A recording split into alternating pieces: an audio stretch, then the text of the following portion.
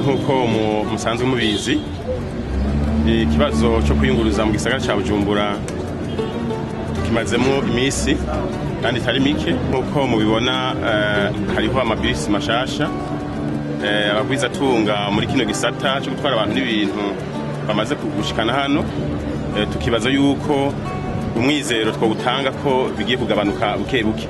Rero aya mabisi mubona ngaha natatariko iz'ubwoko ni zitandatu, zitegerezwa kuba zitandatu hano zizokorera ku mirongo itatu tumaze kubaha. Umurongo wa mbere nuva Bujumbura hano muri gisagara ca Bujumbura ugenda muri kuri rompwe Mirango rompwe, hanyuma uwundi murongo n'umurongo uva hano mu gisagara ugenda mu Gatumba, ubundi nawo nuva hano ugenda mu Ruziba uciye Kanyosha.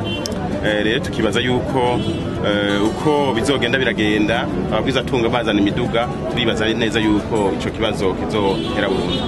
Ivyerekeye ibiciro byo kwiyunguruza bisanzwe bizwi nibijya nyene, kuko nkuko mubizi igiciro cyo kwiyunguruza leta irafata ingingo yo kukiduza canke kimanura. Rero aba bikorera twabo baje basanga ibiciro bihari, nivyo nyene bazokurikiza.